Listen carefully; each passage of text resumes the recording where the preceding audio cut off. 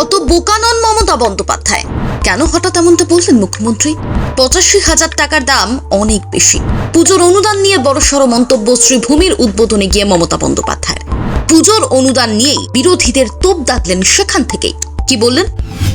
রাজ্যের পুজো উদ্যোক্তাদের ৮৫,০০০ টাকা করে সরকারি অনুদান দিচ্ছে সরকার, তা নিয়ে বিতর্ক কম নেই। এমনকি আদালতেও প্রশ্ন উঠেছিল, দুরারোগ্য ব্যাধিতে আক্রান্ত শিশুকে যেখানে ১,০০০ টাকা দেওয়া হয়, সেখানে পুজোর অনুদান ৮৫,০০০ টাকা কেন? এমনকি আজকালকার দিনে ৮৫,০০০ টাকায় কি হয় সেই প্রশ্নও তোলা হয়েছিল।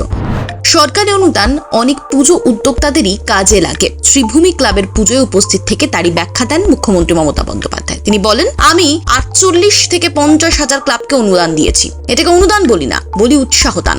অনেকে বলছে ৮৫,০০০ টাকায় কি হবে? তোমাদের কাছে ৮৫,০০০ টাকার দাম নেই, প্রচুর টাকা বাজেট, কিন্তু অনেকের কাছেই এর দাম আছে। আবার বিদ্যুতের ৭৫% দাম বাদ দিলে অনেকটাই টাকা কমে যায়।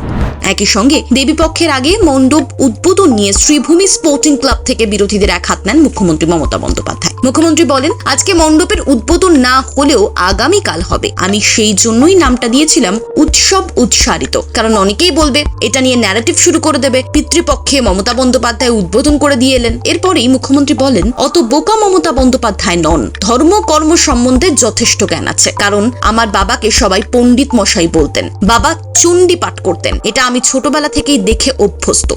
গত বছর অভিযোগ উঠেছিল, মহালয়ার আগে থেকেই ভার্চুয়াল মাধ্যমে পুজো উদ্বোধন শুরু করেছিলেন মুখ্যমন্ত্রী, কিন্তু শাস্ত্রের নিয়ম দেখিয়ে কেউ কেউ দেবী পক্ষের আগেই পুজোর উদ্বোধন করা নিয়ে প্রশ্ন তুলেছিলেন। মনে করা হচ্ছে সেই বিতর্ক এড়াতেই এবার সুনির্দিষ্টভাবে পিতৃপক্ষে পুজোর উদ্বোধন না করার প্রসঙ্গ তুলেছেন মুখ্যমন্ত্রী। শ্রীভূমির মঞ্চ থেকে রাজ্যের দুটি অগ্নি নির্বাপন কেন্দ্রের সূচনা করেন মুখ্যমন্ত্রী মমতা বন্দ্যোপাধ্যায়। আলিপুরদুয়ার জেলায় বীরপাড়া এলাকায় ও বীরভূম জেলার দুবরাজপুরে দুটি ফায়ার স্টেশনের সূচনা হয় মঙ্গলবার। এছাড়াও দমকল কর্মীদের জন্য 50টি বাইকের যাত্রার সূচনা করেন তিনি। Bureau report, Bengal live.